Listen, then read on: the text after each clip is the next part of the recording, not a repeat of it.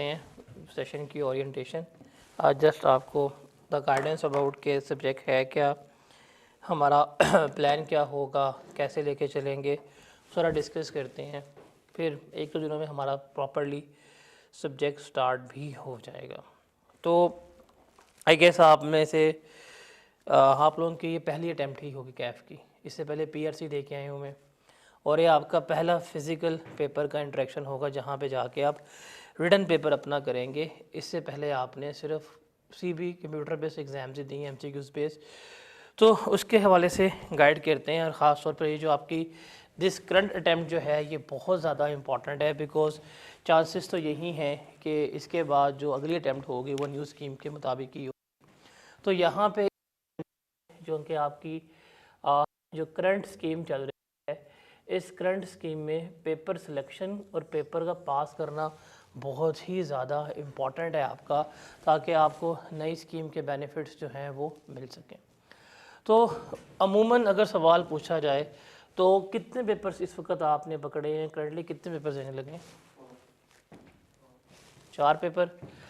तो 4 पेपर्स का बेसिकली जो बेनिफिट है वो तो यही है कि अगर आपका पूरा ग्रुप ए एफ का पास है और अगर नई स्कीम आ जाती है तो उसमें आपको जो एग्जामेशन मिलेगी वो तकरीबन ग्रुप ए की ही मिल जाएगी पूरी, और आपको सिर्फ और सिर्फ कंपनी लॉ का पोर्शन जो है वो देना पड़ेगा 50 मार्क्स का, और साथ आपको तकरीबन एक और पेपर जो है सीएम में वो भी एग्जाम्प्ट हो जाएगा। तो यू कैन से डैट कि ये पेपर 4 पेपर पास करने से अगर आप नई स्कीम में फॉल करते हैं तो आपको 4.5 पेपर जो है वो एग्जाम्प्ट हो जाएंगे, और टेक्निकली आपको 3.5 हैं वो देने पड़ेंगे कैफ क्वालिफाई करने के लिए, जिसमें आपके पास होगा एक R2 का, एक होगा आपके पास MFA, एक होगा ऑडिट, और एक होगा कंपनी लॉ का पोर्शन जो कितने मार्क्स का होगा 50। तो तकरीबन ये 3.5 पेपर देने पड़ेंगे अगर आप ये 4 पेपर पास कर जाते हैं। बिकॉज 4 पेपर सेलेक्ट करना एक वाकई दिल गुर्दे वाला काम है, और सेलेक्ट करने के बाद इनको पास भी तो हमने करना है। तो उसके बारे में देखते हैं ये प्रैक्टिकली पॉसिबल है या नहीं है, या कोई ये दीवाने का ख्वाब है या क्या है, उसको ज़रा देखते हैं। सबसे पहले मैं आपके साथ ना कुछ लास्ट अभी चूँकि ये प्री बैच है इसमें अभी रिज़ल्ट तो आया ही नहीं है, लेकिन इससे पहले जो ऑटम का आपके सामने रिज़ल्ट अवेलेबल है, R1 10,301 बच्चा अपेयर हुआ था और तकरीबन 278 बच्चा पास हुआ। तकरीबन यू कैन 28% जो है वो इसकी रेशो थी R1 में। उसके बाद टैक्स 6,953 बच्चा अपेयर हुआ था और 2,000 के करीब बच्चा जो है पास हुआ है।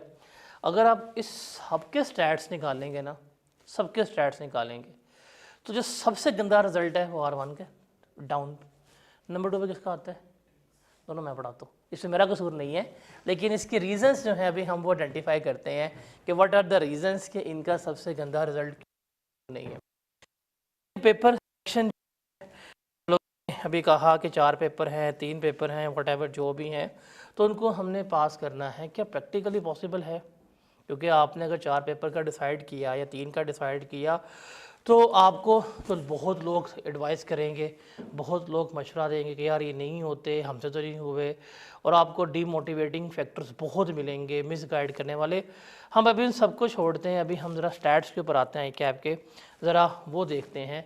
ये आपके सामने ना आई कैप पे कुछ स्टैट्स हैं जिसमें ऑटम 23, स्प्रिंग 24 और ऑटम 24, ये 3 अटैम्प्ट का रिज़ल्ट जो है पासिंग रेशोज़ जो हैं वो उनके कंपैरिजन में है।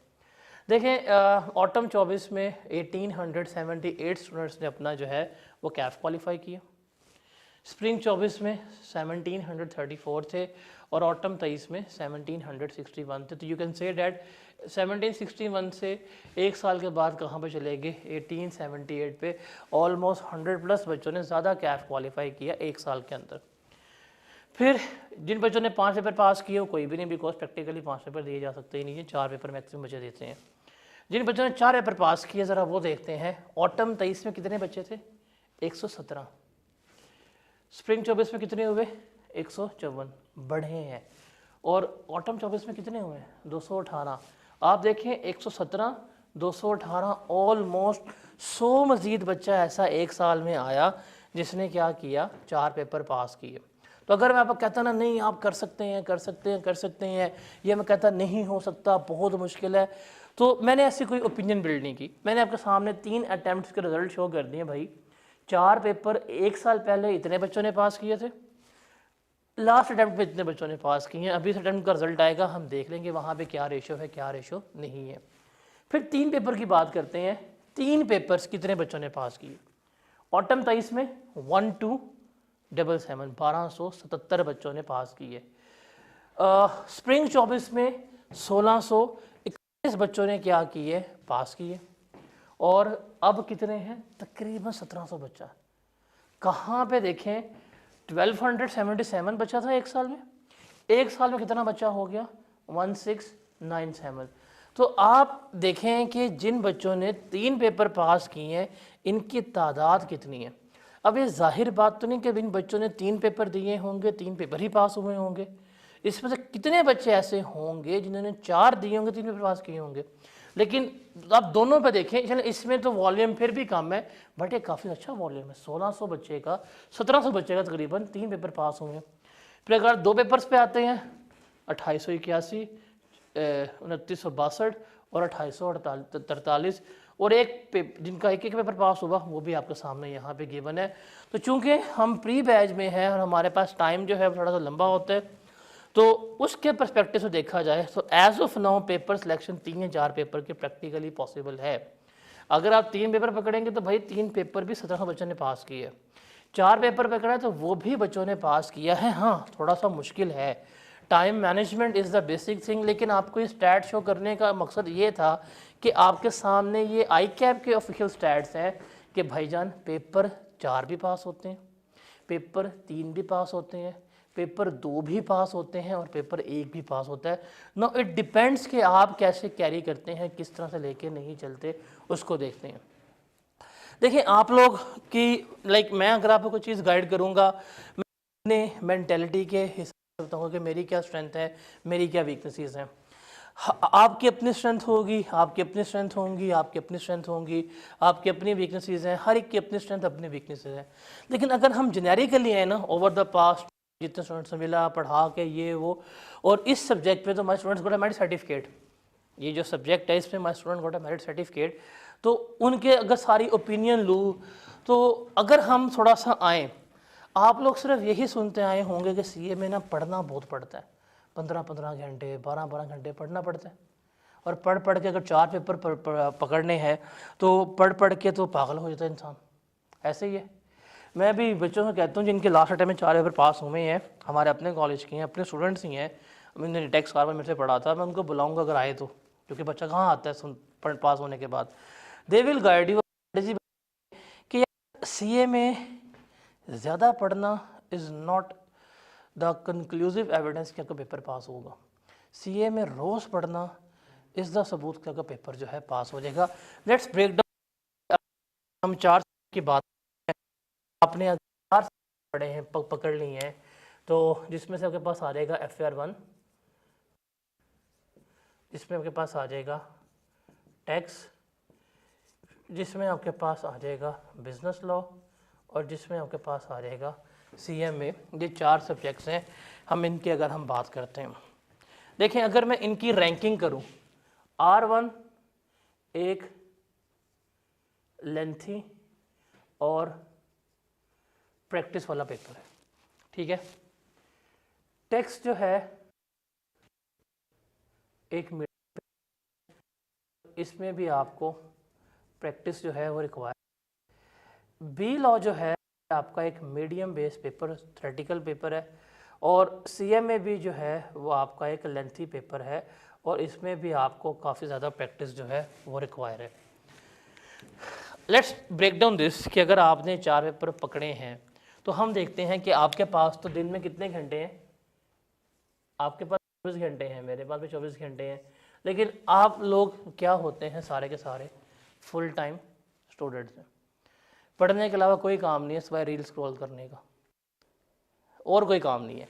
लेकिन हम देखते हैं क्या आप पढ़ के भी रील स्क्रॉल कर सकते हैं, नहीं कर सकते, या कितना टाइम चाहिए। अगर हम इसको ज़रा एनालिसिस करें तो सबसे पहले हम देखते हैं यहाँ पे कि हमारे पास यहाँ पे आती है हमारी class duration. Just take an example कि हमारा लेक्चर जो है कितनी ड्यूरेशन का होगा।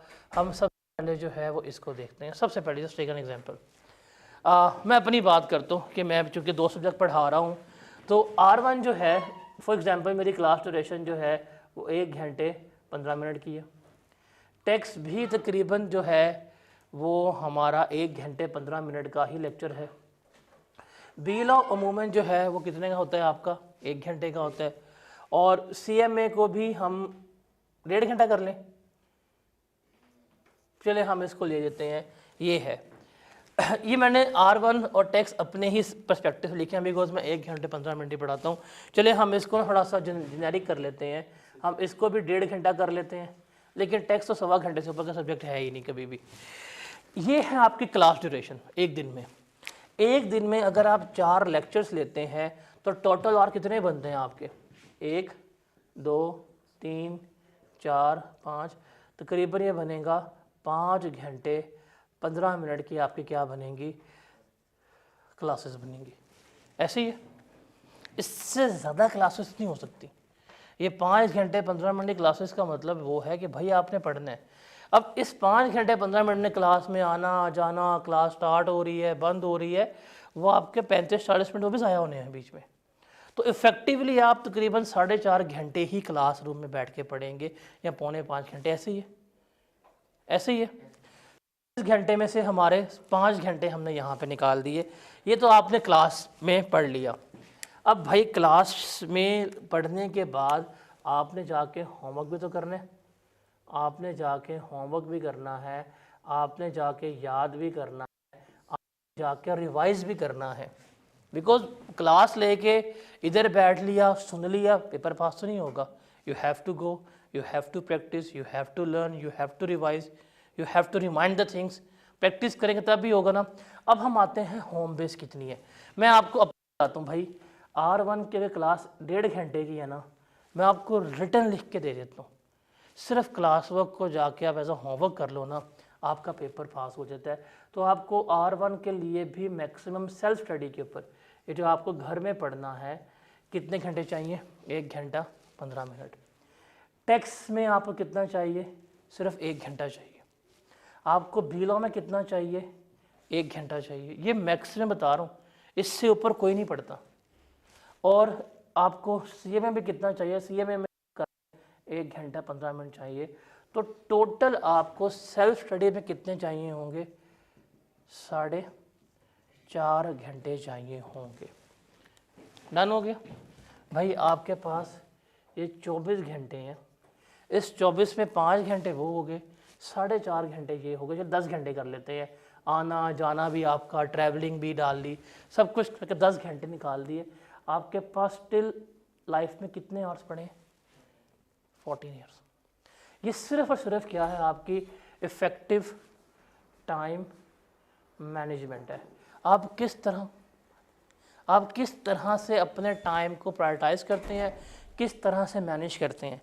आप सिर्फ इस चीज़ को फॉलो कर लेना जो यहाँ पे आपके बोर्ड पे लिखी है, आप इसको फॉलो कर लें, आप इसको प्रायोरिटाइज कर लें।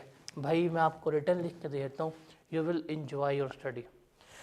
देखें, ये क्लास अगर हफ्ते में 5 दिन है ना, तो आपने सिर्फ ये 5 दिन करना है। अगर 6 दिन है तो 6 दिन करेंगे। अमूमन मैं अपनी बात करूँगा तो इस पूरे सेशन में टेक्स्ट में सैटरडे जो है, या हफ्ते में हम जो क्लासेस करेंगे वो सिर्फ हम 5 ही कर रहे होंगे, दैट्स इट। एक दिन जो होगा हमारा टेस्ट का होगा, और बाकी जो है वो हमारी क्या होंगी, 5 क्लासेस होंगी। अब 5 क्लासेस का मतलब है 5 क्लास वर्क, और क्या होगा उनका, 5 ही होमवर्क होगा। अगर आप इसको लेके चलते हैं तो भाई आपके पास डेली बेस के ऊपर 14 आवर्स है, और आपके पास वीकेंड्स भी पड़े हैं। आप वीकेंड्स को एंजॉय करें, आपने आउटिंग करनी है आउटिंग करें, आपने कहीं जाना है जाएं, दोस्तों को साथ निकलना है, आपके पास एक प्रॉपर टाइम होगा। चीज़ों के लिए, अपनी लाइफ एंजॉय करने के लिए। तो जवानी से ये आपकी नहीं खाएगा अनलेस आप अगर इसको फॉलो नहीं करते, आप अपनी रूटीन नहीं बनाते, आप कहते हैं ठीक है यार जो होगा देखी जाएगी, अभी तो अप्रैल है, अभी वो होता ना हमारा कि रमज़ान के बाद पढ़ेंगे, गुजर गए, फिर ईद उल फितर के बाद पढ़ेंगे, गुजर गई, अब आपकी ईद उल फिक्र शुरू हो गई है, ये भी गुजर जानी है। आपका हो गया यार अप्रैल है, चलो देखी जाएगी, हम पढ़ेंगे रिजल्ट के बाद, अब 28 तारीख का रिजल्ट है कैफ का, फिर मई आ जाएगा, मई शुरू होगा, यार बड़ी जाने वाली अगले महीने, तो उसके बाद शुरू करेंगे। अगर आपके ये काम है, अगर आप ओवर थिंक करते हैं और आप प्रोक्रास्टिनेट करते हैं, आप सोचते हैं कि यार मैं कर लूँगा, यार मैं सोचूंगा, यार ये हो जाएगा, अगर आप इस तरह की प्रोक्रास्टिनेट करते हैं कि यार 10 नहीं 10-15 पे पढ़ूंगा, 10-30 पे पढ़ूंगा, अगर इस तरह काम करते हैं तो भाई टाइम गुजर जाना है, अगस्त का महीना आ जाना है, फिर आप जो यहाँ पे पूरे दिन में आपने 4 घंटे पढ़ना था, वहाँ फिर अगस्त में जाके आप एक सब्जेक्ट को 4 घंटे पढ़ेंगे। इसका अल्टीमेटली नतीजा क्या होगा, आप 4 पेपर देने जाएंगे, आप पढ़ेंगे 4 पेपर, दाखिला भेजेंगे 3 का, देंगे आप लोग 2 और पास आपका 1 बड़ी मुश्किल से होना है। तो ये आपके सामने पूरी एक आपका फ्यूचर बता दिया है कि now it's up to you कि आपने कैसे लेके चलना है, कैसे लेके नहीं चलना। देखिए मैंने आपको कहीं भी नहीं कहा अपना सोशल मीडिया अकाउंट बंद कर दो, उसको गुड मॉर्निंग का रिप्लाई करना बंद कर दो, मैंने कहीं पे भी नहीं कहा आपको। मैंने नहीं कहा कि यार अपने इंस्टाग्राम के अकाउंट को पागल कर दो 2 साल के लिए, रील स्क्रॉल करना बंद कर दो, मैंने कहीं कहा है? मैंने आपको इफ़ेक्टिवली आपके एक दिन की रूटीन में से 14 घंटे निकाल दिए कि भाई तुम्हारे पास क्लास डेली बेस पे क्लास लेके रोज़ का काम रोज़ करने के बाद भी 14 घंटे पड़े हैं दिन में, इसमें से 8 घंटे से ऊपर कोई नहीं सोता, और गर्मी में नींद आती भी नहीं है। सर्दियों में फिर भी इंसान सोता, गर्मी में कहाँ नींद आती है, ये लाइट गई बंदा उठ गया। तो आपकी अगर 7 से 8 घंटे की नींद भी निकाल दूं मैं, स्टिल आपके पास 6 घंटे है, और आप कभी भी अपने मोबाइल फ़ोन पे जाएं, अगर आप अपना स्क्रीन टाइम देखेंगे तो वो 6 घंटे का ही होगा। वो पूरे दिन में कितना होता है? 6 घंटे का होता है। सर आपके पास हर चीज़ जो है यहाँ पे मौजूद है।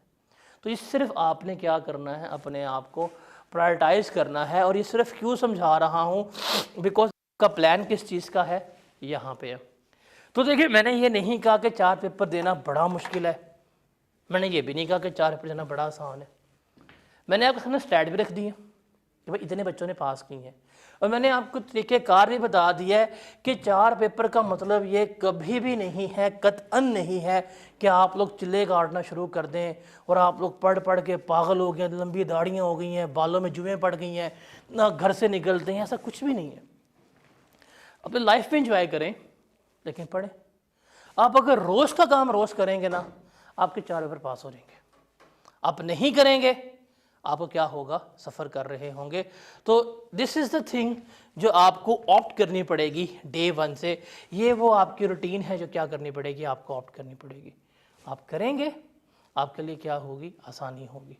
आप नहीं करेंगे तो आपके लिए क्या होगी, मुश्किल जो है वो पेश आएगी। समझ लगी? चलें आगे चलते हैं। तो आपको वैसे टेक्स्ट की अगर बात करूं, because my student got a merit certificate, और ऑन एवरेज हर सेशन में हज़ारों स्टूडेंट्स जो है वो पढ़ा रहा होता हूं, जिसमें से पेड भी होते हैं, फ्री भी होते हैं।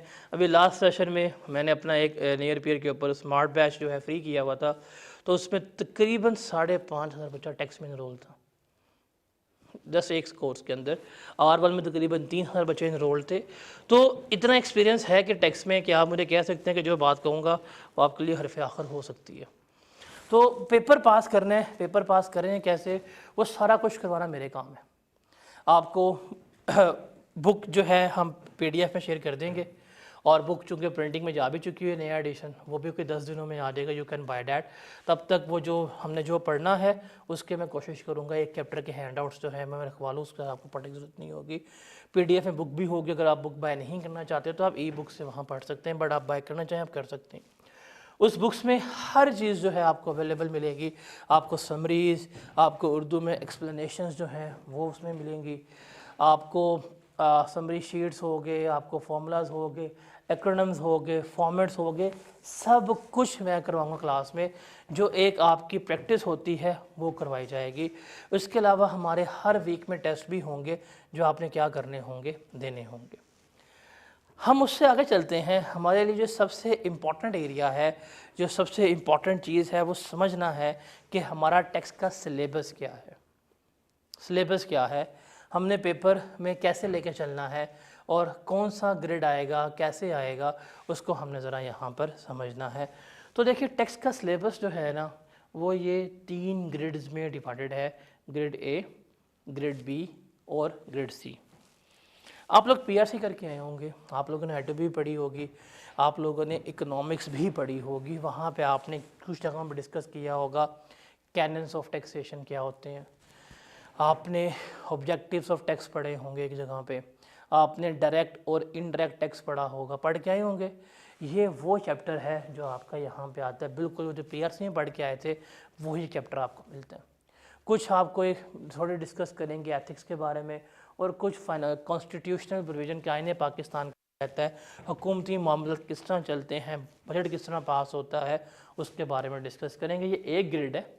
इसकी आई कैप ने वेटेज जो दी है वो 510 नंबर की है, और इसमें से ऑन एवरेज हमेशा 8 नंबर का पेपर आता है। हमेशा आप जब पेपर में जाएंगे, आपको जो आखिरी सवाल आएगा ना, वो हमेशा इस ग्रेड में से होगा, जिसमें से आई कैप ऑन एवरेज कितने मार्क्स पर पूछता है, 8 मार्क्स का पेपर पूछता है। और इसमें से एक चैप्टर तो वो है जो आप लोग पढ़ के आ चुके हुए हैं, जो आप लोग पढ़ के आ चुके हुए हैं, एक चैप्टर तो वो है। दूसरा आपका ग्रेड आता है सेल्स टैक्स का। इसकी वेटेज जो है वो कितनी है, 20 से 30 नंबर की वेटेज है इसकी।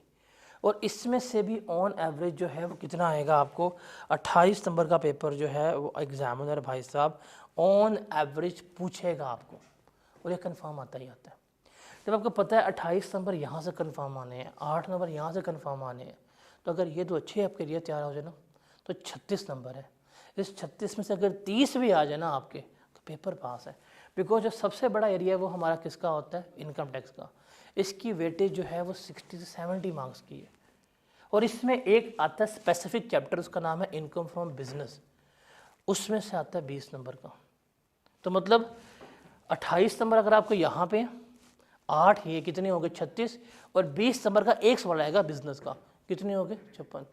भाई 56 मार्क्स सिर्फ ये 3 एरियाज़ में है। अगर ये 3 एरियाज़ आपके अच्छी तरह सिक्योर हो जाएं, आपका पेपर जो है वो क्या हो जाता है, आराम से पास हो जाता है, आराम से पास हो जाता है। अभी चूँकि रिज़ल्ट आया नहीं है, रिज़ल्ट आएगा, बच्चे आएंगे, हंसेंगे, रोएंगे।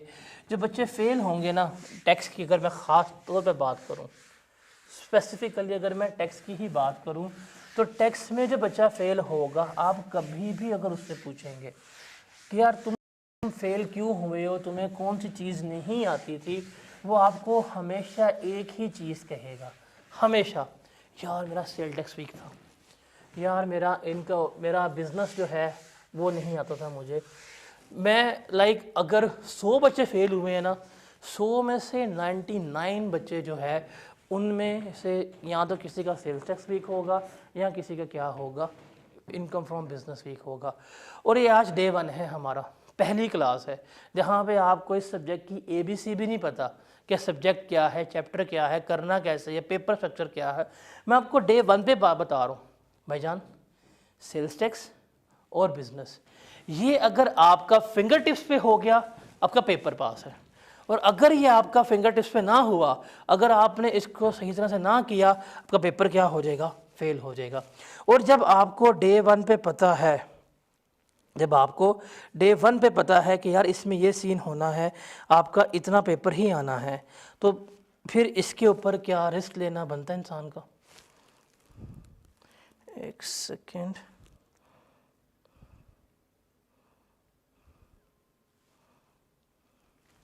कोई बंदा रिस्क लेना इसमें कोई रिस्क लेना आपका बिल्कुल भी नहीं बनता, ठीक है।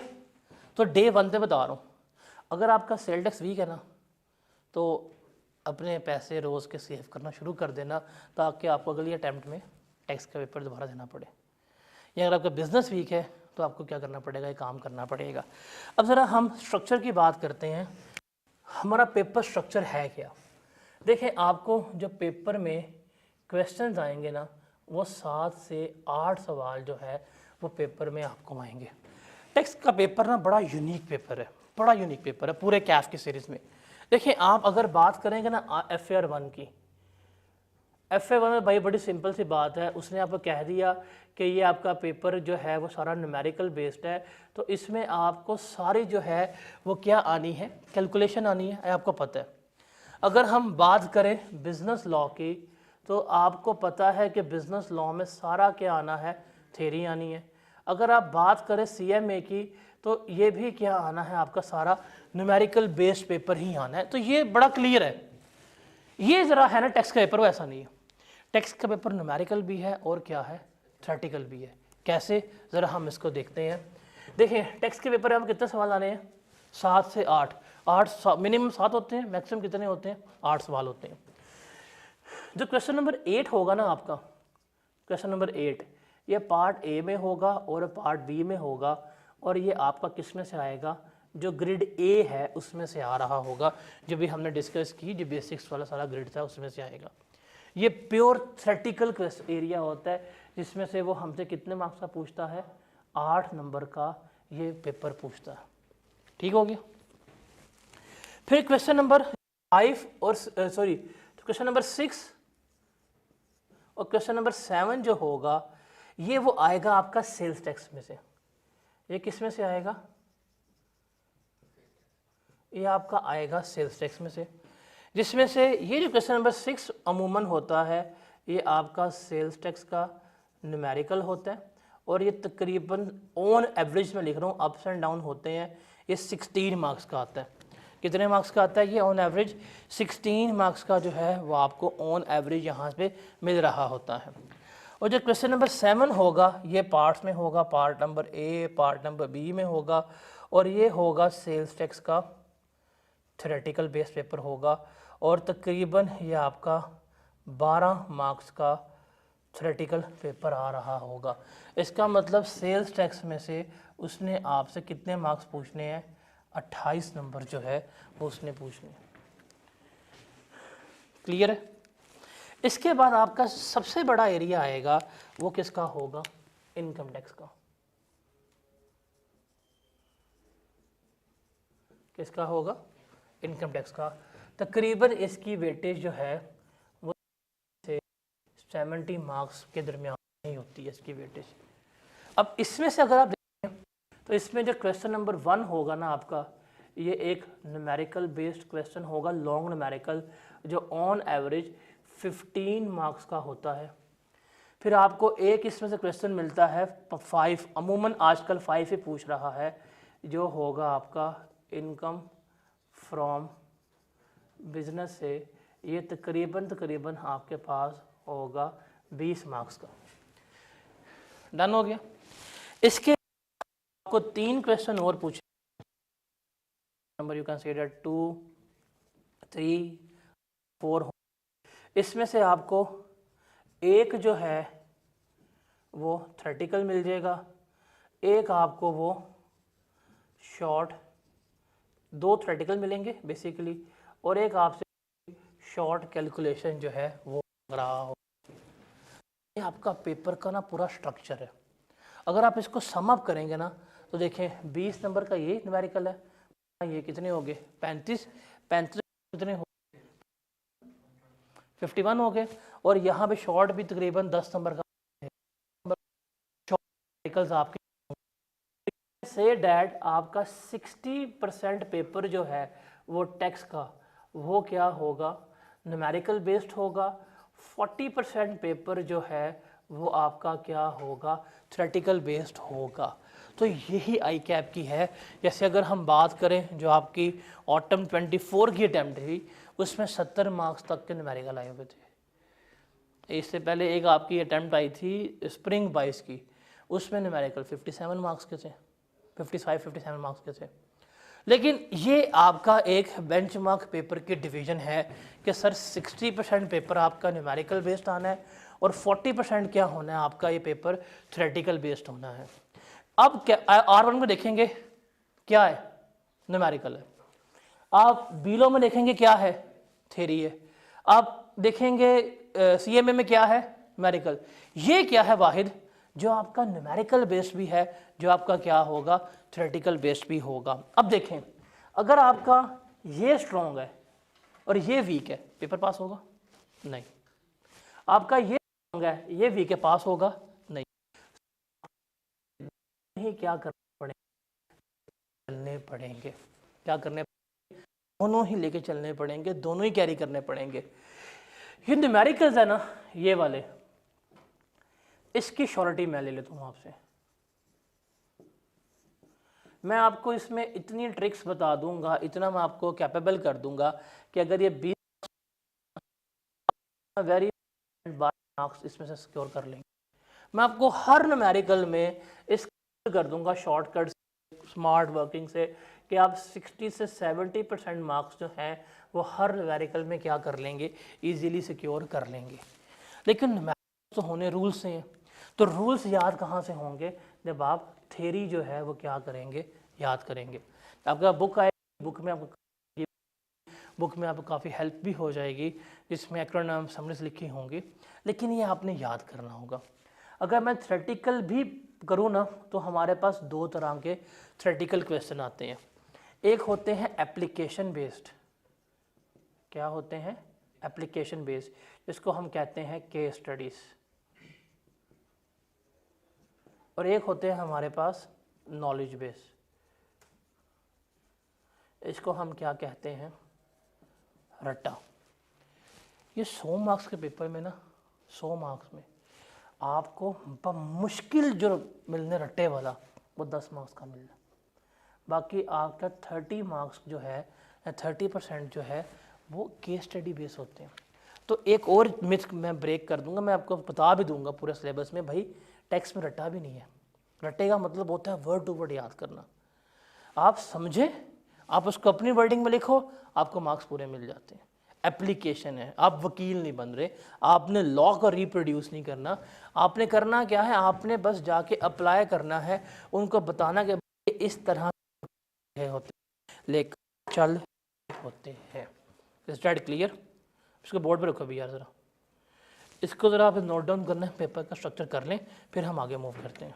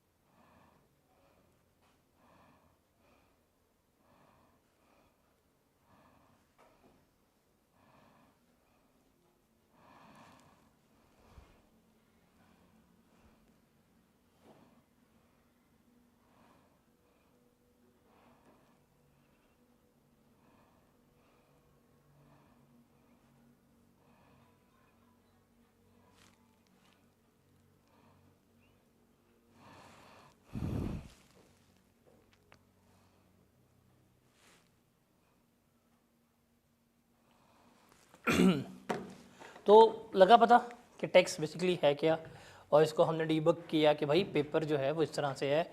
एंड बिलीव मी, अगर आपको एग्ज़ाम का बताना है कि एग्ज़ाम में आना क्या है और आना कैसे है, और अगर आप इस तरह से ही तैयार करो आपके लिए बड़ा आसान हो जाएगा। जब हम चैप्टर स्टार्ट करेंगे, चैप्टर बता दें भाई इसमें ये चीज़ आनी है, आपको पता होना चाहिए, न्यूमेरिकल्स कहाँ से आने हैं पता होना चाहिए, फिर आपके लिए जो है वो क्या हो जाएगी, बेहतर हो जाएगी। बिकॉज एक चीज़ है कि हमने सेलेक्टिव स्टडी तो कभी भी नहीं करनी, हमने हर करनी है, लेकिन हर चीज़ को उस रिलेवेंट इंपॉर्टेंस के मुताबिक करना है। तो जो चीज़ जितनी इंपॉर्टेंट होगी उसको उस तरह ही करना है, और जिस चीज़ में से जिस तरह की टेस्टिंग होगी हमने वही प्रैक्टिस जो है वो करनी है। Is that clear? चूँकि आप आए हैं और आपको एडवांटेज तो मिलना प्री बैच वालों जो बैच वालों होता, हम अपना सिलेबस का अभी आपके सामने लिखा हुआ है कि 28 नंबर किस में से आने हैं, सेल्स टैक्स में से कन्फर्म आने हैं। मैं आपको फिर बताता हूँ, जब भी कोई बच्चा से पूछिएगा यार क्यों फेल हुए हो, यार बिजनेस नहीं आता था, सेल टैक्स की सैलरी ठीक नहीं हुई, सेल टैक्स के न्यूमेरिकल ठीक नहीं हुए, जो कन्फर्म है। देखें ना, अभी आप देखें 28 नंबर सेल टैक्स में से आने हैं, बिजनेस में से 20 नंबर आने हैं, तो भाई 48 मार्क्स से बस 2 एरिया से बनते हैं। बिजनेस वो पूरे इनकम टैक्स का एक चैप्टर है, उसमें से 20 नंबर आने हैं, और सेल टैक्स में से कितने आने हैं, 28 नंबर आने हैं, तो 48 नंबर है। बच्चों के इन 20 नंबर नहीं आते। हम क्या करेंगे, हम स्टार्ट करेंगे कहानी अपनी ग्रेड सेल्स टैक्स से।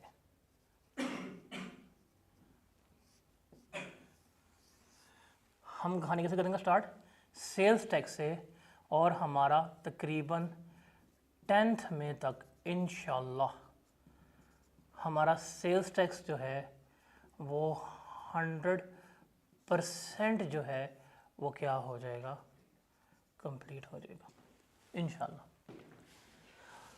और कोशिश होगी, लाइक ये तो कमिटमेंट है, और कोशिश होगी कि 10th में तक मेरा grade A plus sales tax जो है ये दोनों जो हैं वो क्या हों, कंप्लीट हों। Grade A plus sales tax ये दोनों जो हैं वो क्या होने चाहिए, कंप्लीट, जिसमें से ग्रेड ए का शायद एक चैप्टर हो जाए, लेकिन सेल्स टैक्स जो है वो हमारा कंप्लीट होगा। उसके बाद फिर हम 12 मई से स्टार्ट करेंगे,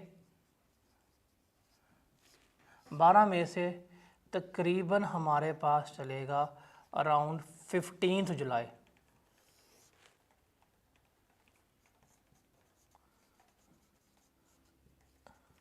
हम इनकम टैक्स करेंगे,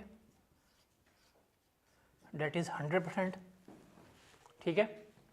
15 या यू कैन से 15 थोड़ा सा हो जाएगा, हम 20 जुलाई तक करेंगे इनकम टैक्स। और मैं आपको फिर दोबारा करवाऊँगा 20 जुलाई से लेके तकरीबन 5 अगस्त तक जो है वो हम थोड़ा सा फास्ट पेस में करेंगे, और वो क्या होगा, मेरा सेल्स टैक्स होगा। तो इन शॉर्ट आप लोगों को इस सेशन में सेल्स टैक्स जो है वो हम 2 दफ़ा कर रहे हैं। मतलब ये वाला एरिया जो है इसको हमने 2 बार करना है, 2 टाइम्स जो है वो करना है। द रीज़न इज़ डैट कि भाई अगर ये 28 नंबर, मुझे भी पता है 28 नंबर आने हैं, आपको ही पता है 28 नंबर आने हैं, तो इसको इतना अच्छा तैयार करें कि आप जब आई कैप हॉल में जाएं, आप पेपर पकड़ें, आप स्टार्ट ही यहाँ से करें, 40 मिनट में इसको पूरा करेंगे, पता मेरा पेपर पास है। तो ये देखें ना, 28 नंबर अगर आपको यहाँ से आते हैं, ये पीआरसी में पढ़ के आ चुके हुए 8 नंबर, 6 यहाँ से आ जाते हैं, आप 8 की करते हैं, 36 हो गए। और बिज़नेस में भी जब हम करेंगे तो बिज़नेस में भी मरे से मरा जो है ना, अगर 20 नंबर है तो 14 नंबर तो आपके आ जाएंगे, पेपर पास है आपका। कहानी हमारी 50 वाली है ही नहीं, 50 नंबर तो आप इंशाल्लाह सिक्योर कर लेंगे। हमने ज़रा जाना आगे, गो एंड सिक्योर मेरिट। जो मेरिट सर्टिफिकेट लेते हैं वो कोई जिनके बच्चे नहीं होते, वो भी आप लोगों की तरह ही इंसान है, अल्लाह की कसम इंसान होते हैं। उनकी भी 2 आंखें हैं, 1 नाक है, 2 कान है, 1 ही ज़बान है, बस वो क्या होते हैं, वो सॉर्टेड होते हैं, वो ज़िंदगी में हर काम करते हैं, वो भी रील्स देखते हैं, वो भी इंजॉय करते हैं। But the thing is that कि उन्होंने क्या किया होता है, चीज़ों को थोड़ा सा प्रायोरिटाइज़ किया होता है। क्या किया होता है? प्रायोरिटाइज़ किया होता है। उनके लिए पहले पढ़ाई आती है, बाद में अगले काम करते हैं। और आपका भी यही है, जब हमने स्टार्टिंग बात की थी कि यार 14 घंटे हैं आपके पास दिन में, 14 घंटे बहुत होते हैं, अन्ना टाइम होता है, बंदा पागल हो जाता है। तो आपके पास हर चीज़ होगी करने के लिए, बट थिंक इज़ डैट कि इसको आपने याद रखना है। और this is the advantage of your batch कि like no one is going कि वो 2 दफ़ा सेल्स टैक्स करवाए, नो वन, लाइक कोई भी नहीं करवाता, लेकिन मैं करवाऊँगा। मैं थोड़ा सा स्मार्टली लेके चलता हूँ, हम थोड़े से स्मार्ट वे में चलेंगे, और हमने सिर्फ वो चीज़ करनी है जो पेपर में आती है। मैंने आपको कहानियाँ नहीं करवानी, मैंने आपको लाइक समझाने नहीं बैठना कि ये लॉ है, इसको इस तरह लिखा जाएगा, अभी वो टाइम नहीं है आपके पास।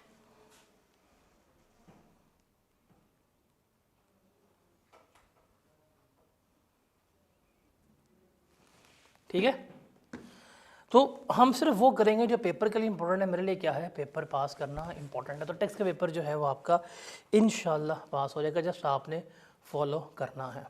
अब ये है कि जी 120 लेक्चर होते हैं, या अगर आप कंपेयर करेंगे तो बड़े ज़्यादा नंबर ऑफ लेक्चर्स होते हैं। मैं इतना कैसे करवा सकता हूँ टैक्स को? मैं इसी टैक्स की बात करूँ ना, मैं इसको 5 माह में करवा लेता हूँ, मैं इसको 4 में भी करवा लेता हूँ। फास्ट ट्रैक आता है 40 दिन का, मैं उसमें भी टैक्स पूरा करवा देता हूँ। फिर एंड पे आती है क्रैश विद 8 दिन की, मैं 8 दिन में भी ये पूरा सिलेबस रिवाइज करवा देता हूँ। तो मेरे लिए मसला नहीं, बट हमें बेनिफिट क्या होगा कि हमने थ्रू आउट यूज़ करनी है अपनी लेक्चर स्लाइड्स। अभी देखें, मैं आया हूँ, मैंने बोर्ड पे लिखा, मेरा बोर्ड पे लिखने पे टाइम लगा। अगर यही चीज़ यहाँ लिखी हुई आती तो मेरे ये लिखने का टाइम सेव होना था, 5-6 मिनट सेव होने थे। सो डैट्स वाई जो हमारा सारा कंटेंट होगा ना, वो स्लाइड्स के ऊपर होगा, और स्लाइड्स का कंटेंट वही है जो आपको बुक के ऊपर मिलेगा। 19-20 का फ़र्क ये होता है, क्योंकि इसमें एक्सप्लेनेशन होती है, ज़्यादा एक्सप्लेंड होता है, लेकिन होता सारा बुक सही है। तो जब मैं चीज़ें स्लाइड्स पे लेके आ रहा हूँ, स्लाइड्स को यहाँ पे एक्सप्लेन कर रहा हूँ, एक तो वो टाइम बचता है, ऊपर से लाइक हमारा काम सिर्फ होता है स्टडी ओरिएंटेड, हमने बस क्लास में क्लास की बात ही करनी है, कोई इररेलेवेंट डिस्कशन वगैरह मैं बिल्कुल भी नहीं कर दूँगा। तो इसलिए हमारे तकरीबन लेक्चर्स जो हैं वो 75-80 ही बनते हैं, सिलेबस हमारा कंप्लीट हो जाएगा। अब ये वाली अटैम्प्ट थोड़ी सी क्रूशल भी होती है, बिकॉज इसमें अब 2 एलिमेंट्स आपके आने हैं। एक आपके पास ईद आनी है, जो बड़ी ईद आनी है, वो आपके जून के तकरीबन मेरे ख्याल से बन रही है 7 से लेके 12 जून, एक आपका ये छुट्टियों वाला एक एलिमेंट आना है, फिर एक आपका मुहर्रम के आना है, तकरीबन वो भी बन रहे हैं जुलाई में, और वो भी तकरीबन सेम डेट पे बन रहे हैं, मेरे ख्याल से 7 से 10 के दरमियान मुहर्रम की छुट्टियाँ आनी है। ये वो 1-2 दिन हैं जहाँ पे हमें कुछ एक्सपेक्टेड लीव्स जो हैं वो लेनी पड़ेंगी। उसके अलावा तो मेरे ख्याल से और कोई छुट्टी आनी है। हाँ, अगर कोई मानसून की बारिशें वगैरह हो गई और लाहौर डूब गया, जो डूबता ही नहीं है आजकल, तो फिर तो छुट्टी हो सकती है, अदरवाइज़ हमारी कोई भी नहीं है। तो प्लान्ड छुट्टियाँ तो यही हैं। जो सडन हो सकती हैं उसके बारे में आपको टाइमली इन्फॉर्म कर दिया जाएगा, लेकिन इंशाल्लाह कोशिश होती है कि कोई भी इस तरह की अनप्लान्ड लीव ना ही हो, और अगर हो भी तो इसके लिए हम compensation in the form of test या असाइनमेंट जो है वो कर देते हैं। क्योंकि सेशन में छुट्टियां भी हैं, सेशन भी थोड़ा सा लाइक टाइट ही चलता है, स्टिल हमारे पास इतना टाइम होगा कि आपका सिलेबस जो है वो टाइमली ख़त्म हो जाए। अगर आप देखें तो हमारा सिलेबस शुरू आज हुआ है, तो तकरीबन मैं कोई जुलाई के मिड में एंड कर रहा हूँ। टेक्निकली आपका सिलेबस जो है वो मिड ऑफ जुलाई में क्या हो रहा है, एंड हो रहा है, लेकिन हमें से कहाँ पे लेके जा रहा हूँ, 5 अगस्त या 3 अगस्त तक ही जाएगा, ताकि हम सेल्स टैक्स को 2 दफ़ा कर लें। जब आप एक चीज़ फर्स्ट टाइम पढ़ेंगे ना यहाँ पे मेरे साथ क्लास में, आपको समझ आएगी, आप पढ़ेंगे, आपकी अंडरस्टैंडिंग डेवलप होगी, ओके। लेकिन जब दोबारा वो चीज़ मैं करवा रहा हूँ और आप जब सेकेंड टाइम मेरे से पढ़ रहे होंगे, तो वो जो हल्की सी भी आपके माइंड में एम्बिग्विटी होगी ना, वो भी ख़त्म हो जाएगी, और फिर आपको यहाँ थोड़ी फ्री कर देना है। अगर ये मेरा प्लान होगा, मैंने लिखा 5 अगस्त टेंटेटिव है, कोशिश करूँगा मैं इसको 1 अगस्त से पहले ख़त्म करूँ, ताकि जो अगस्त के स्टार्टिंग के 10 डेज़ होंगे ना, मैं आपको उसमें 10 दिन का पूरा टेक्स्ट भी रिवाइज़ करवा दूँ। तो मेरा प्लान ये होगा कि मैं आपको एक दफ़ा पूरा सिलेबस ख़त्म कराऊँ और आपको 10 दिन की रिवीजन भी करवाऊँ, ताकि आपके पास ना मार्जिन ना हो कि यार अगर सर करा देते, भाई सब कुछ करा के भेजूँगा। आपका काम क्या है, रोज़ का काम रोज़ करना। तो ये आपके लिए पीस ऑफ केक है, हलवा होगा ये भी, और R1 भी, दोनों जो है मैं आपको श्योरिटी दे सकता हूँ मेरे लिए क्या होंगे, हलवा ही साबित हो रहे होंगे। तो अगर इस सब्जेक्ट में, अगर मैं थोड़ा आगे चलते हैं, इस सब्जेक्ट के थोड़े से इश्यूज़ देखें, तो वही 2 सब्जेक्ट मैं पढ़ाता हूँ और दोनों डूबे हुए हैं कैप पे ना, लोवेस्ट परफॉर्मिंग। तो 28% रिजल्ट था R1 का, इसका कितना 33, 35, 43, 29, इसका एवरेज कितना रिजल्ट आ रहा है, 35% रिजल्ट जो है वो ऑन एवरेज आ रहा है टेक्स्ट का। इसके रीजंस पूछते हैं। देखें ना, आप आई कैप में जाते हैं, एक बच्चा पेपर दे के आया और फेल हो गया, पूछता रही मुझे क्यों निकाला, किससे पूछना चाहिए? अगर आप फेल हुए हैं तो आपके फेलियर का जवाब कौन देगा? वो दे सकता है, वो दे सकता है, मैं दे सकता हूँ? नहीं।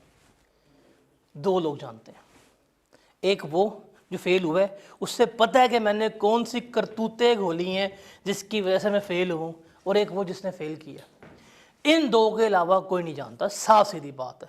भाई मुझे भी नहीं पता, मैंने आपको पूरा सेशन पढ़ाया, जस्ट एक एग्जांपल, मैं आपको पूरे सेशन में पढ़ाता हूँ, मैं आपके 10 से 15 टेस्ट भी लेता हूँ, हम 2 दफ़ा सेल टेस्ट भी करते हैं, हम रिवीजन भी करते हैं। भाई मैंने तो अपने सारे चेक मार्क्स फिल कर दिए, टिक कर दिए, मुझे क्या पता वहाँ पे करके क्या 3 घंटे 15 मिनट में वहाँ आप सो गए, भूल गए, मुझे नहीं पता ना। तो इवन मैंने पढ़ाया, मैं भी जज नहीं कर सकता कि आप फेल क्यों हुए हैं। 2 लोग कर सकते हैं, आप या जिसने फेल किया है। ये जो होता है ना फेसबुक पे एनोनिमस बन के, जी मैंने ये किया, मैंने वो किया, लिटरली बकवास है। 99.9% सारी बकवास है। और ख़ास तौर पे मैं तो ओपनली कहता हूँ कि once there was a time कि ये फेसबुक की जो कम्युनिटीज़ थी, ये आप लोगों की हेल्प के लिए होती थी, अब नहीं है। अब वो प्योर मार्केटिंग ग्रुप्स हैं, प्योर धंधा होता है वहाँ पे। एनोनिमस बन के खुद ही मैं बनूँ एनोनिमस, अपने बारे में खुद ही पोस्ट करूँगा, भाई किसको पता है मैं कौन हूँ कौन नहीं हूँ, तो एनोनिमस हूँ, खुद ही आके अपने बारे में कमेंट करवा दूँगा 5-6 अकाउंट पकड़ के, कुछ नहीं पता। आप जाके वो मशवरा लेंगे, आपको जो गाइड कर रहे हैं क्या पता वो 10 फेल हुआ हो। आप जाके CFAP के एडवाइस मांगे, माइट भी वो लोग एडवाइस कर रहे हो जिनका PRC फेल है। तो भाई वहाँ से अगर आप एडवाइस ले रहे हो ना, आप अपना बेड़ा गर्क कर रहे हो। तो मैंने आपको जो 14 घंटे बताए हैं ना, वो 14 घंटे आपकी रील्स के लिए हैं, वो 14 घंटे आपकी मूवीज़ के लिए हैं, सीजन्स के लिए हैं, बट इन फेसबुक ग्रुप्स के लिए नहीं। इन फेसबुक ग्रुप्स को रखे सिर्फ और सिर्फ इन्फॉर्मेशन तक, इन्फॉर्मेशन, अनाउंसमेंट्स, या कैप ने क्या अनाउंसमेंट की, या क्या announcement, that's it. Opinion building के लिए जाएंगे ना, आपका बड़ा गर्क हो जाएगा। क्योंकि अनफॉर्चुनेटली मैं खुद कहता हूँ कि कुछ अर्सा पहले देवर for the help of students, guide करते थे, अब नहीं करते। अब आप किसी भी ग्रुप पे ना सोशल मीडिया पे, वहाँ पे कब आपको गाइड किया जाता है? आप स्क्रॉल करने बैठे, आप तकरीबन 1 साल की टाइमलाइन स्क्रॉल कर लें, कोई गाइडेंस नहीं आएगी। हाँ जी, फलाना कौन है, फलाना कौन है, फलाने का थैंक यू, फलाने का थैंक यू। भाई थैंक यू करना है, उनका नंबर है ना, वहाँ व्हाट्सएप कर दो, ईमेल कर दो, तो वो एक प्रॉपर मार्केटिंग वहाँ पे होती है। तो उससे बेहतर है आप लोग टाइम को यूटिलाइज़ कीजिएगा। तो वहाँ पे भी आपको जवाब नहीं मिलता।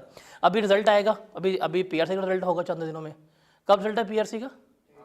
8 को जाके पूछिएगा, जी मैंने ये किया, फेल हो गया।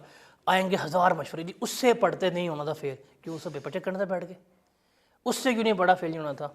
फिर आएगा तकरीबन 28 के करीब जाकर रिजल्ट आएगा कैफ का, यही ज़रूर होगा। तो बच्चे ना स्केप गोट तलाश करते हैं, जिसे कहते हैं कुर्बानी का बकरा, कि जी हम फेल हुए हैं, हमें नहीं पता चल रहा, हमने ये भी किया वो भी किया, हालांकि कुछ नहीं करते, साफ सीधी बात है, बुलशिट होता है सारा कुछ। ये फेल जिसने किया है वो बंदा बता सकता है, और जो फेल हुआ है वो बंदा। मुझे पता है कि यार मैंने पेपर दिया, मैं पेपर जाके अटैम्प्ट 60 नंबर करके आया हूँ, और मैं बाहर आकर, यार तेरे भाई ने पेपर पूरा किया है, easiest paper in the history of I cap करके शौकियाँ मारूँ, मुझे पता मैंने क्या किया है। और घर आके, या अल्लाह पाक मैंने ज़िंदगी में कोई नेकी का काम किया हो, बस उस नेकी के बदले मेरा पेपर पास करवा दे। दुनिया जहाँ के तो हजरे पढ़ लेता हूँ बैठ के, 6-5 मंथ होते हैं, 7 पढ़ा होता हूँ, नफल पे नफल हुए होते हैं, या अल्लाह पाक करा दे, होते भाई, मौजज़े नहीं होते। ये चीज़ आपने याद रखनी है कि मिरेकल्स नहीं होने। देखिए अल्लाह ताला कहता है कि इंसान ने जो एफर्ट पुट किया ना, मैं आपको उसका सिला दूंगा, ये अल्लाह ताला ने खुद कह दिया। अगर आपने एफर्ट आई कैप में जाके 60 नंबर ही करके आए हो ना, तो आपको 60 नंबर का जवाब मिलना है, साफ सीधी बात है। ये अल्लाह ताला से बेहतर इंसाफ कोई नहीं कर सकता। दुआएं तकदीर बदलती हैं, लेकिन एफर्ट्स होनी चाहिए ना, पहले एफर्ट्स हैं। दुनिया में कदर एफर्ट है, आखिरत भी क्या है, बकदर एफर्ट ही है। चलिए जी, हम पैदा होते हैं, हम मुसलमान हैं, अल्हम्दुलिल्लाह कलमा पढ़ लिया है, इसमें हमारी कोई बड़ाई नहीं है। हम एक प्रिविलेज फील करते हैं जी, हम पैदा हो गए मुसलमान घराने में, कलमा पढ़ लिया, अब हमारे पास क्या लग गया, पासपोर्ट जन्नत का, वीज़ा लगवा लिया। लेकिन स्टिल हमें क्या कहा जाता है, भाई एफर्ट करो। एफर्ट्स में क्या है, 5 नमाज़ें पढ़ो, 4 बीवियाँ चाहिए, 5 नमाज़ें नहीं पढ़ी जाती, घुटने दर्द होते हैं, है कि नहीं ऐसा जी? रोज़े रखो, नहीं गर्मी बड़ी है, नहीं रखे जाते। अभी पहले गर्मी में, सर्दी बड़ी, उठा नहीं जाएगा रोज़ों में। फिर ज़कात दो, यार 2.5% ज़कात कैसे दे, मर जाते हैं, ज़कात नहीं देंगे, है कि नहीं ऐसा? लेकिन अल्लाह ने कहा भाई ये 5, अच्छा ये जो 5 रुकन हैं, अल्लाह ने कहा ये बुनियादी बेसिक्स हैं, जैसे पिलर्स। बिल्डिंग तो अलग है, इखलाकियात है, इंसानियत है, आपके फ़राइज़ हैं, हुकूकुल इबाद हैं, वो हैं, ये सारे कुछ तो है, डैट इज़ हुकूकुल्लाह, नमाज वगैरह। बट एफर्ट्स हैं, एफर्ट्स करोगे तो फिर जाके आखिरत में आपके अमाल तोले जाएंगे, then you are going to be eligible for जन्नत। एफर्ट्स है ना, वरना क्या जी, दुनिया में आते हैं, ठीक है, जंगल में चले जाते हैं, कुछ नहीं खाएंगे, कुछ नहीं पिएंगे, पत्ते पुत्ते खाएंगे, टेंशन लेस हो गुजारते हैं जी, कोई गुनाह नहीं किया, मिलेगी जन्नत? तब भी नहीं मिलनी। तो जन्नत के लिए भी क्या करनी है, आपको एफर्ट करनी है। और ये एफर्ट्स जो है ना, चलो मैं थोड़ा लाइटर नोट समझा रहा हूँ आपको, बिकॉज मेरी तबीयत बहुत जोली है, मैं लाइट ही रखता हूँ चीज़ों को, और मैं तबलीग इतनी नहीं करता, because I am not a मौलवी, ना मैं अपने आप को इस काबिल समझता हूँ, ना मेरे पास इतनी नॉलेज, मैं खुद सीख रहा हूँ। लेकिन एक चीज़ मैंने आज तक देखी है, समझी है अपनी इस छोटी सी ज़िंदगी में, 28 साल का भी हूँ मैं, कि आपके रिलीजन में भी ना एफर्ट्स नहीं है, साफ सीधी बात है। और एफर्ट्स करेंगे तो आपको उसका ऑप्टिमम आउटकम मिलेगा, अदरवाइज नहीं मिलेगा। देखिए हम बीइंग अ मुसलमान, हम सबका ईमान भी है, यकीन भी है कि ये पूरी कायनात की जो सबसे ग्रेटेस्ट हस्ती हैं वो कौन है, नबी करीम सल्लल्लाहु अलैहि वसल्लम। ये सबसे हमारी ग्रेटेस्ट हस्ती हैं। हमारा यहाँ तक ईमान है कि दुनिया बनी उनके लिए, ऐसे ही है, ऐसे ही है ना। लेकिन वो भी इस दुनिया में आए तो उनके लिए तो बड़ा आसान था, दीन अता कर दी, अल्लाह के महबूब हैं, ठीक है जी, आज दुआ करते दुनिया पूरी मुसलमान हो जाते, मुशरिकीन अरब जो है वो यूँ कन्वर्ट हो जाते, है कि नहीं। लेकिन आप कभी असवाए हंसना तो पढ़े, आप उनकी स्ट्रगल तो पढ़ें। नबी करीम सल्लल्लाहु अलैहि वसल्लम 40 साल जब उनकी नबूवत नहीं आई थी, मक्का के सबसे लाडले, आपने पढ़ा होगा, आप जाके पढ़ना सवाए हंसना, कि उनकी हर बंदा एग्जाम्पल्स दे रहा है। सादिक और अमीन कहते हैं, सादिक और अमीन कहते हैं कि भाई जो मोहम्मद ने कह दिया वही सच है। हर बंदा, मुशरिकीन, उनके बदतरीन दुश्मन भी क्या करते थे, उनको मानते थे और वो एक अच्छी लाइफ गुजार रहे थे। उनकी जो ज़ौजा हमारी जो है हज़रत खतीजा, एक मालदार खातून, ट्रेड करती थी, वो भी ताजर थे, एक अच्छी ज़िंदगी गुजार रहे थे। अल्लाह के महबूब वही आई है, वही भी घर में तो नहीं आई, वही कहाँ आई थी, पहाड़ों पे। अब उस ज़माने में रातों को उठना, पहाड़ों पे जाना, बैठना दुश्वार। फिर वही आई, हुक्म हुआ, तबलीग में क्या कुछ नहीं कहना पड़ा, क्या कुछ नहीं सहना पड़ा। मतलब वही मुशरिकीन जो उनको सब कुछ मानते थे कि जी ये एक अच्छे घराने के हैं, नेक हैं, पाकबाज हैं, सादिक हैं, अमीन हैं, सारे गवाही देते थे, वो इनके क्या हो गए, बदतरीन दुश्मन हो गए। मतलब वो एक आपने सुना भी होगा कि एक दिन नबी करीम जो हैं वो चढ़ गए पहाड़ पे, आवाज़ दी ताइफ वालों को, मक्का वालों को कि जी अगर मैं कहूँ कि इस पहाड़ के पीछे दुश्मन है, हमलावर होने वाले हैं, तो मेरी बात पे यकीन करोगे? तो सब ने कहा हाँ हाँ, बिकॉज आप कभी झूठ नहीं बोलते। इसलिए मैं कहता हूँ कि जी अल्लाह एक है, उसकी मदद करो, किसी उसका कोई मबूद नहीं है।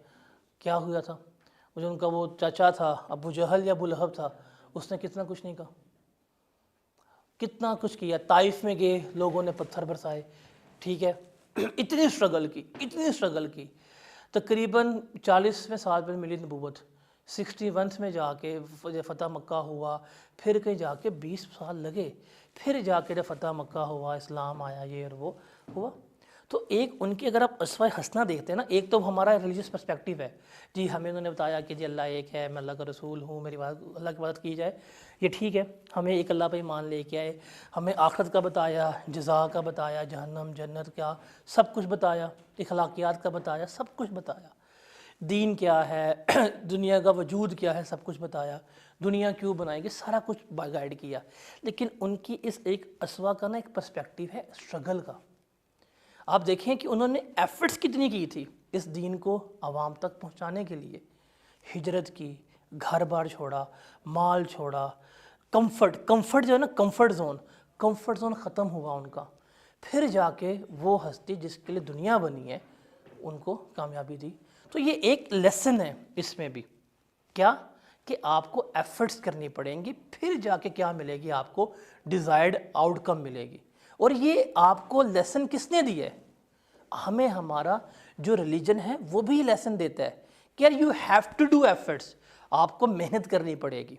हमें जन्नत में जाना है, हूरें चाहिए, क्या करनी पड़ेंगी? एफर्ट्स करनी पड़ेंगी। क्या एफर्ट्स हैं जी? नमाज़ें पढ़नी है, रोज़े रखने हैं, ज़कात देनी है, हज करो अगर फ़र्ज़ है तो, झूठ नहीं बोलना, गिबत नहीं करनी, चोरी नहीं करनी, हराम नहीं खाना, सूद नहीं खाना, सारी एफर्ट्स ही है ना हमारी, ये फिर मिलेगा। तो अगर आपकी रिलीजन ही आपको कोशिश के ऊपर, एफर्ट्स के ऊपर इतना ज़ोर देता है, तो भाई यही एफर्ट्स आपको आपकी ज़िंदगी में भी करनी पड़ेगी, प्रैक्टिकल लाइफ में भी। आप सीए करने आए हैं, आराम थोड़ी हो जाएगा। आप बेड पे लेटे हुए हैं, रील स्क्रॉल कर रहे हैं, 1 गई, 2 गई, 3 गई, हाँ मैं सीए बनूंगा, मेरे पास फलानी गाड़ी होगी, मैं सीएफओ होऊंगा, मैं जाऊंगा फलानी फॉर्म में जाऊंगा, पीडब्ल्यूसी में, केपीएमजी में, और बस सोच रहे हैं हो जाएगा। पेपर पास करने पड़ेंगे। पेपर पास अच्छा या किताब है, हो कर लूँगा, अगस्त में पढ़ के हो जाएगा, नहीं, आपको एफर्ट्स करनी पड़ेंगी, रोज़ करनी पड़ेंगी। नमाज़ों का हुक्म है हमें, चलो ठीक है फ़र्ज़ है, लेकिन उसमें भी एक लॉजिक है, एक रीज़निंग है, टाइम्स फिक्स किए गए हैं। 5 नमाज़ें हैं, ये क्यों नहीं कहा कि दिन में सुबह भी पढ़ लो, 5 इकट्ठी पढ़ लो, टाइम्स है ना। एक फजर में पढ़नी है, आप फजर की नमाज़ कभी ज़ोहर में नहीं पढ़ सकते, ज़ोहर के विषय में नहीं पढ़ सकते, एक टाइम जोन्स फिक्स किए गए हैं कि ये इस टाइम पे पढ़ना है। रीज़न क्या है? ताकि आप में डिसिप्लिन आए, आप अपने डे को नमाज़ों का डिवाइड करें कि हमने ये काम करने हैं डिसिप्लिन के लिए। तो वही चीज़ जो आपका रिलीजन आपको यहाँ पर समझा रहा है, अब अपनी लाइफ में है, बीइंग अ स्टूडेंट या बीइंग अ प्रोफेशनल, यार ये काम करना है, ये करके रहना है, एफर्ट्स पूरी करें, आपका पेपर जो है पास होगा। प्रॉब्लम इज़ डैट कि अब हमारी एफर्ट्स जो हैं वो कम हो चुकी हुई हैं, डैट इज़ द रीज़न कि हम लोग जो हैं वो सफ़र कर रहे होते हैं। तो भाई पेपर पास करना है तो एग्ज़ामिनर कमेंट्स अगर हम पढ़ेंगे तो उस पर सिंपल उसने जो बात की है वो हम देखते हैं। पहले हम आते हैं स्प्रिंग 24 में, 35% रिजल्ट था, कहता है जी द ओवरऑल परफॉर्मेंस। अब देखिए 8 सवाल आए थे स्प्रिंग 24 में। क्वेश्चन नंबर 3 में 19, 11, 27, 33 वर्ड्स अटेम्प्टेड है। कहता है जी परफॉर्मेंस जो है वो बुरी है, क्यों? कहता है जी it has been observe that examiners struggle with the fundamental concept including the various terms. उसने बताया, कहता है जी to address these issues examiners are encourage to focus on the understanding the precise definition of key terms. Additionally कहता है study groups में जो है हमने डिस्कशन प्रोवाइड की होती हैं वो करें। उससे क्या कि आप लोगों को जो थ्योरेटिकल नॉलेज है वो इसमें इतनी ज़्यादा नहीं है, ये एग्जामिनर भाई साहब ने बताया। आप ऑटम 23 में आएंगे, 8 सवाल आए थे, 43% रिजल्ट था। तो डाउन साइड ये है कि एग्जामिनर जो है वो क्वेश्चन के रिक्वायरमेंट फोकस नहीं करते, जो दिल में आता है लिखते जाते हैं, ये एग्जामिनर ने कहा। स्प्रिंग 23 में आएंगे, it has been observe that examiners were unable to apply the theoretical knowledge. 8 सवाल आए थे। अब आप देखें 8 सवाल आए हैं, 1, 2, 3, 4, 5। 8 में से 5 सवालों में बड़े गरक है, 3 सवालों में यू कैन से डेट 1, 2, 3 जिसमें अच्छे मार्क बच्चों ने लिए हैं। थ्योरेटिकल नॉलेज नहीं आता, इररिलेवेंट कैलकुलेशन करते हैं, बाकी उसने क्वेश्चन बाय क्वेश्चन भी क्या किया होता है, आपको एनालिसिस दिया होता है। अगर हम इन सब को सम अप करें ना, तो ये कुछ रीजंस हैं आपकी फेलियर की, जो आइडेंटिफाई किसने की हैं? एग्जामिनर ने की हैं। जो किसने की हैं? एग्जामिनर ने की हैं। क्या कि भाई आपको टॉपिक्स की अंडरस्टैंडिंग नहीं होती, क्या है क्या नहीं है, आपको एप्लीकेशन बेस्ड इशू आते हैं, रिक्वायरमेंट समझ नहीं आती, प्रेजेंटेशन जो है वो आपके इसके मुताबिक नहीं होती। Number 2, selective study. भाई सिलेक्टिव स्टडी को तो मैं गुनाह मानता हूँ, साफ सीधी बात है, ये गलती नहीं है, ये गुनाह है। आपको पता है कि यार एक चीज़ 100 नंबर की है, तैयार ही 70 की है, क्या आएगा? देखें प्रैक्टिकली क्या होता है, आप पेपर जब पढ़ते हैं, आप अगर 100 मार्क्स का पेपर तैयार करते हैं ना, 100 मार्क्स का पेपर खुद तैयार करते हैं, हाईली चांसेस होते हैं आप जाके आई कैप में अटैम्प्ट ही करेंगे 90 मार्क्स का। ठीक है, पेपर तैयार किया 100 का, ups and downs, exam pressure, attempt कितने का होगा? 90 का। उस 90 में से क्या 90 का सही होगा? हद चांसेस हैं उसमें गलतियां शलतियाँ निकलनी है। उस 90 में से 70% का पेपर ठीक होगा। तो ज़रा 90 का 70% लें कितना बनता है, ज़रा बताइएगा। 90 का 70% लें कितना बनता है?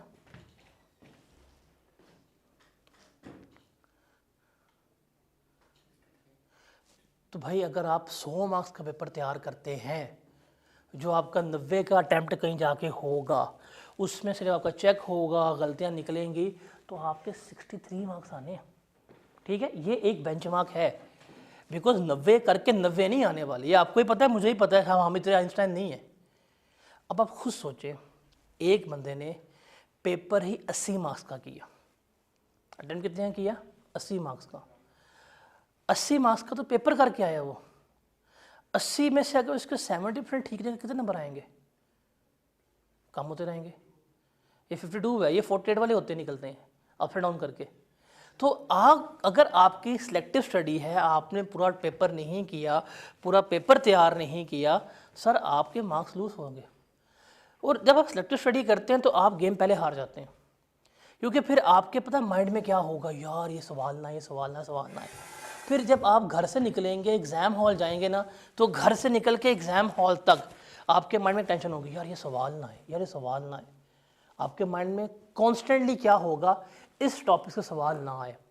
और अगर आपने पेपर पकड़ा और सवाल आ गया, लग गए आप।